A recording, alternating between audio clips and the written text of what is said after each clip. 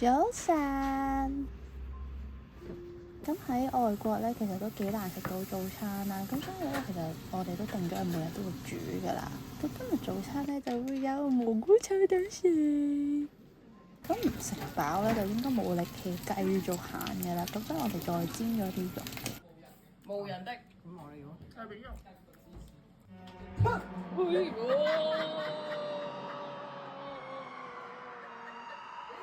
依家我哋正式踏入呢個神秘嘅空間。咁其實咧係一啲都唔恐怖嘅，只係咧有啲污糟啦，同埋啲破損品喺度啫。咁我哋係終於揾到咧第3間嘅沖涼房同埋洗衣機嘅。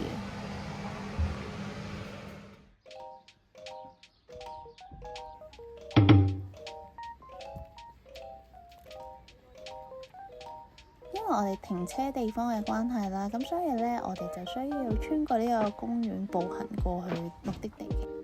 歡迎大家收睇觀鳥頻道。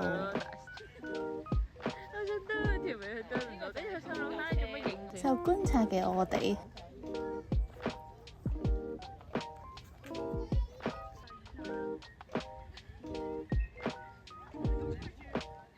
咁呢塊牌咧就介紹翻公園入邊有啲乜嘢雀鳥嘅物種嘅。即係醜小鴨以前就係咁嘅樣啦，阿熱咯。唔係佢。大家係好努力喺度思考點解無啦啦會見到棵冧咗嘅樹啦。呢塊牌係有介紹翻點解嘅。今日重點嘅行程啊，就係呢個奧克蘭嘅交通與科技博物館。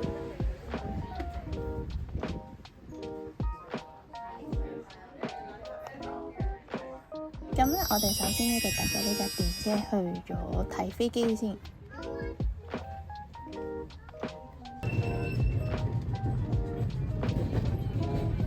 咁咧，你每搭一次咧，都會有一張車飛嘅。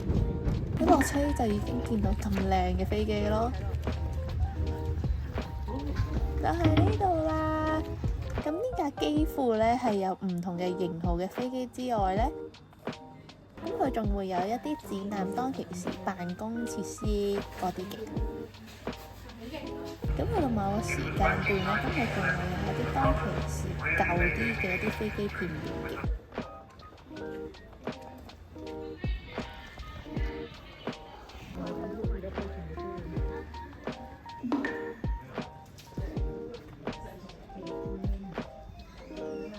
睇完飛機咧，我哋就翻返嚟展覽館呢邊啦。呢個咧係一個抽水站嚟嘅，咁佢係用嚟解決奧克蘭嘅水源問題嘅。咁呢個展館咧部分係講翻咧汽車嘅過去同未來嘅。咁呢號展館嘅話咧，咁佢就係介紹科技嘅演變嘅歷史。咁你仲可以體驗翻咧點樣用以前嗰啲轉盤電話嘅。咁呢度仲可以體驗到咧摩斯電話。佢塊板咧係有詳細咁樣介紹翻字母同埋數字嘅輸入法嘅。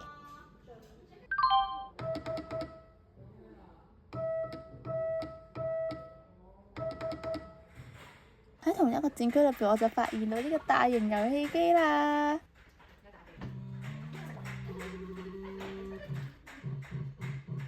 真係好耐冇見過呢啲大型街機咯。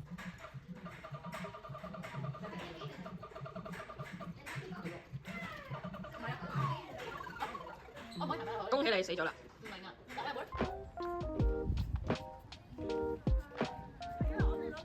呢個展覽咧就會出示翻更多嘅舊式電話啦，同埋摩斯密碼嘅設施嘅。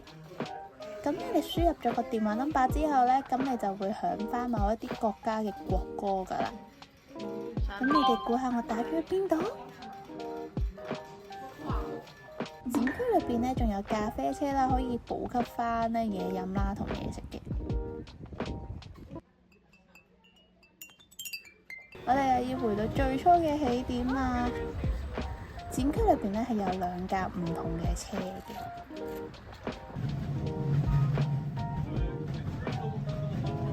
咁跟住呢張就係我哋最後一張嘅車飛啦。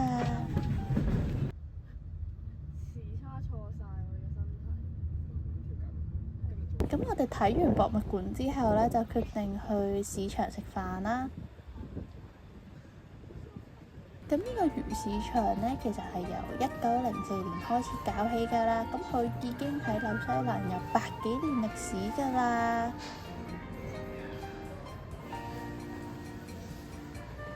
咁但係唔知咩原因啦，咁佢嗰個海鮮嘅種類啦，同埋餐廳嘅選擇其實都冇想象中咁多嘅。咁當日新鮮嘅海鮮得青口啦、片同生蠔啫。咁呢度都有新西蘭澳蝦可以買㗎。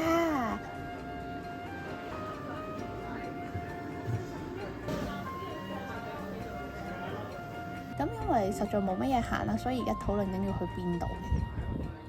我哋後尾咧就改咗去行街啦。咁但係因為當中咧有3個人太肚餓啦，咁所以就是但揾咗間餐廳入咗去啦。咁我哋叫咗呢個雞肉薯條啦。咁佢個雞肉條味係唔錯嘅，不過比較碎啲啦。薯條咧炸到啱啱好嘅。咁呢間係賣魔界周邊嘅鋪頭嚟嘅。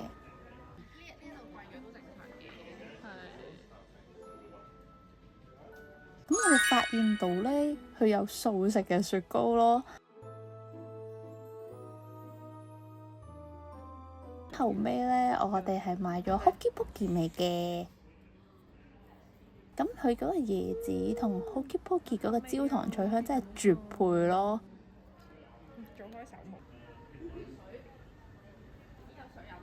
咁因為入夜嘅關係啦，咁其實附近都係得返啲超級市場可以行下啦。咁佢有得賣衫啦、廚具啦，咁亦都係有嘢食賣嘅。咁我哋由城市咧又返去公園啦。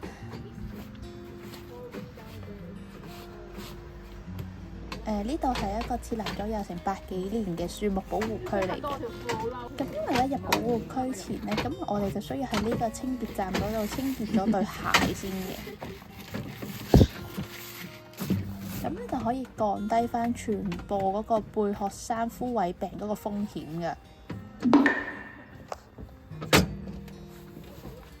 嗰個冇啦，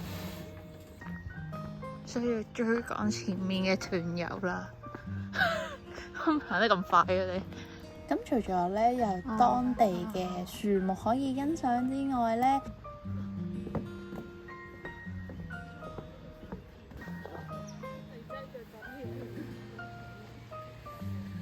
咁我哋係仲有溪流可以睇下嘅。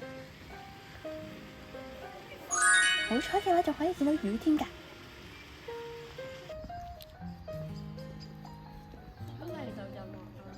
咁我哋就分咗2組啦。咁我哋呢組咧就係去買 burger 嘅。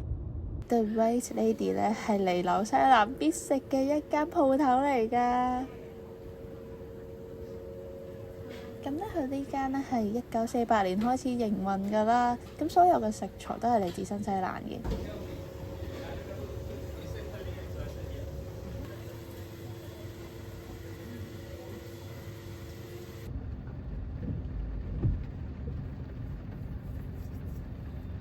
咁因為另外一天咧仲未到啦，咁所以我哋就需要喺車度食住等嘅。咁我朋友就叫咗呢個 Deluxe Burger 啦，有牛肉啦、cheese 啦、煙肉啦、煎蛋啦、烤菠蘿啦、炸洋葱啦、菜啦同番茄嘅。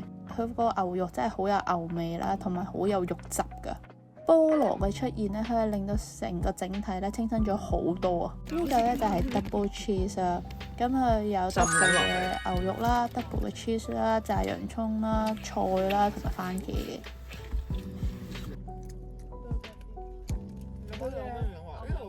咁佢嗰個 cheese 咧，嗰個鹹香咧，真係珍惜咗唔少㗎。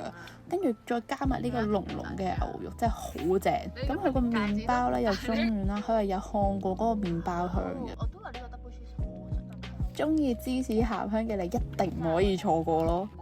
等先，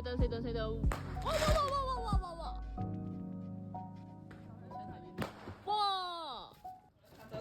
突然之間咧又有車口同顯食咯。係咪識得好啦？我哋要多謝呢位孩子，呢位大廚，真係超級鮮甜，肉質又好正喎，推薦大家買翻去整啊！多謝收睇，下集見啦，拜拜。